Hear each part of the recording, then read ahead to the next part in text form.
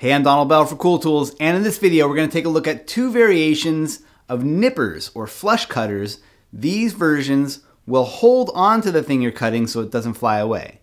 It's a neat trick, I haven't seen it before, and they're not expensive. You can find links for these down in the video description. Flush cutters are a great tool for trimming a bit of something down flush to the edge of the work. For years I've been using my trusty $5 Hakko nippers to trim back soldering connections or trim zip ties down flush.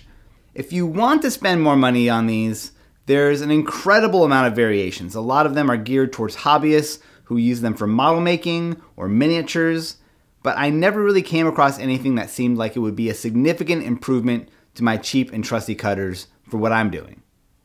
Until now. Now let's start with the option you can actually get on Amazon. These are the Sonoda cutting pliers with lead catcher. What they do is include a silicone lip here that grips the thing you're cutting so it doesn't fly away after it's clipped. This is especially helpful for clipping the leads off electronics because these sharp little bits have a tendency to fly up towards your face or scatter all over your workbench. With these, you can keep a little jar nearby and just collect all the bits you're clipping off. Not only does this help you keep a tidier space and keep metal out of your eye, but it can also save you a vet bill if you live with any animals that love eating little things that they shouldn't. They're priced around $14 on Amazon, and they also include a few extra sets of the silicone grippers that you can swap out if they wear down.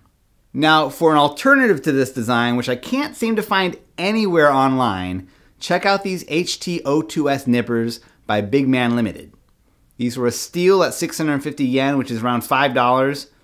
What they have is this little steel tongue between the blades that doesn't interfere with cutting when the jaws are open, but when they're closed, the tongue pinches the cutoff end to one side and prevents it from flying away.